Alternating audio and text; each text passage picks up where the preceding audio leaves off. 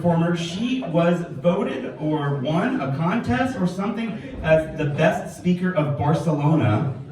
And I think she's still running because the pandemic happened and there hasn't been another competition. So, right. Please welcome your storyteller of the evening. Oh, I have to fix this microphone. You're gonna fix the mic? You're pro. You're gonna fix the microphone. How's that? Is that good? All right, great. Please welcome Jessica Bridland.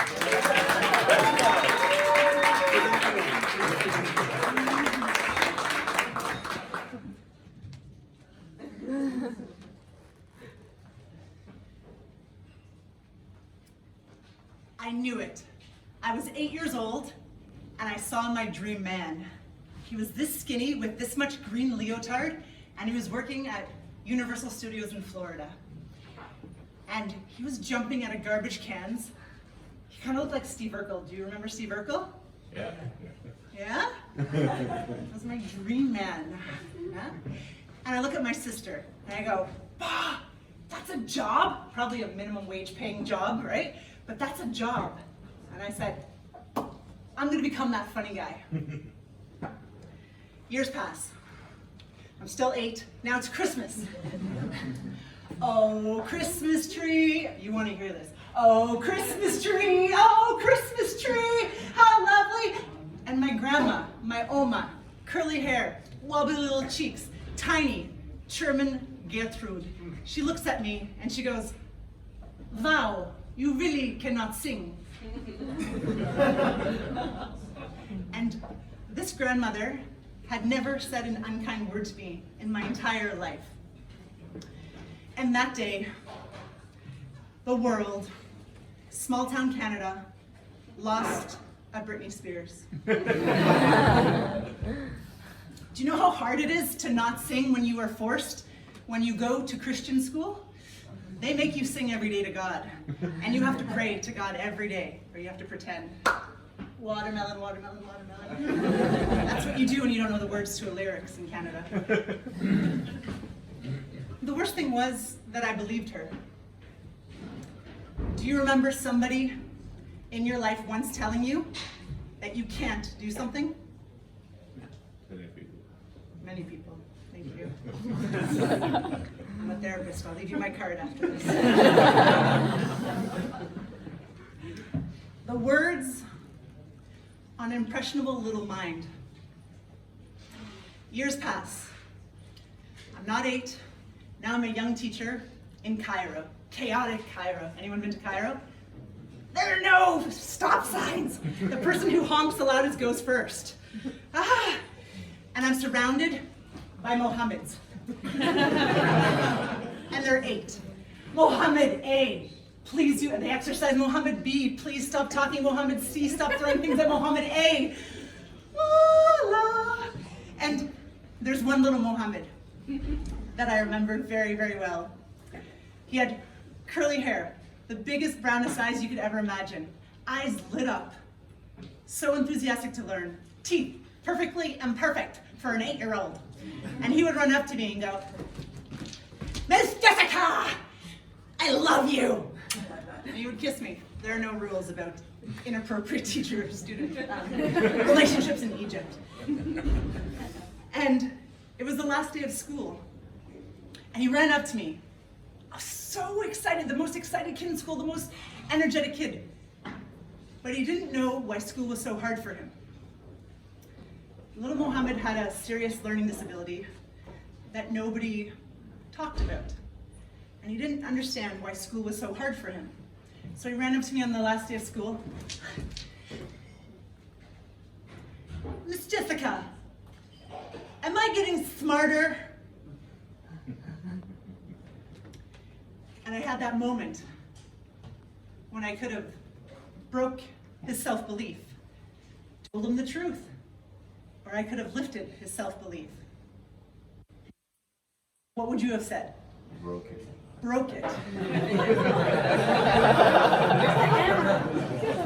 No, you really do have to call me. How do you feel about your mom?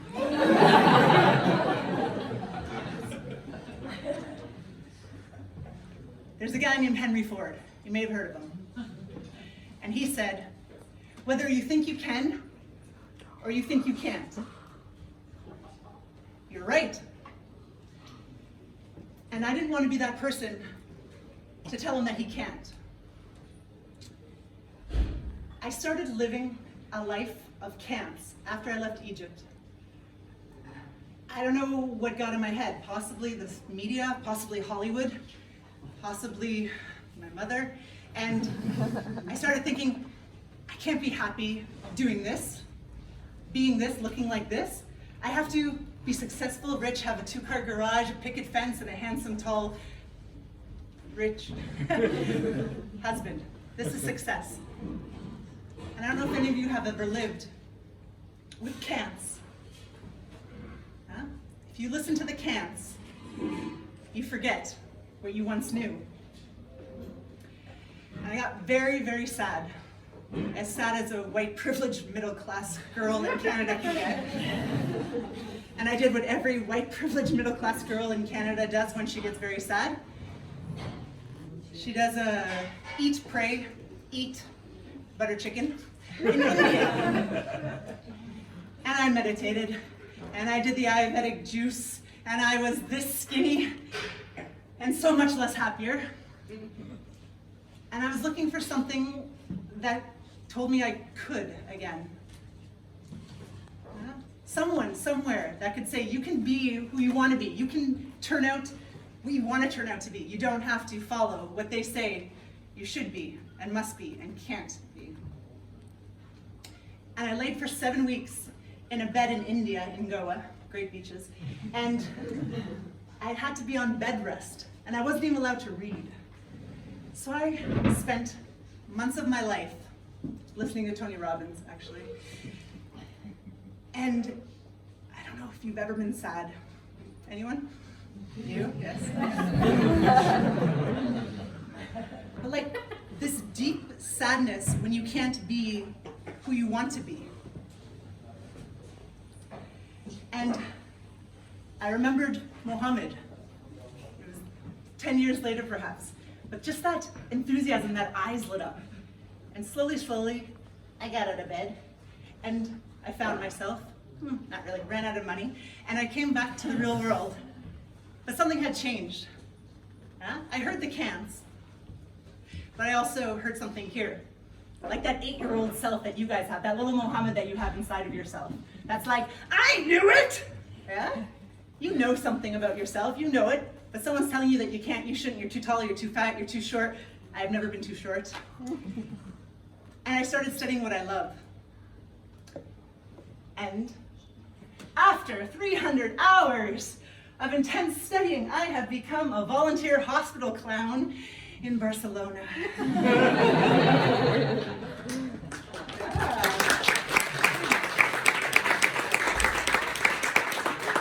I do other things, but nobody claps for those. And you can't imagine the feeling of eyes lit up, Mohamed eyes, perfectly imperfect me, going into the Catalan hospital rooms and having them look at me like this.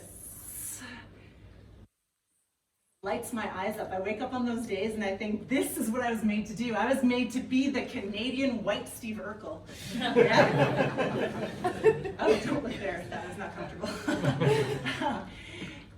And I wonder, for you guys, right? What did you want to become? Anyone else, Steve Urkel? No? Anyone else a clown? Anyone else an engineer?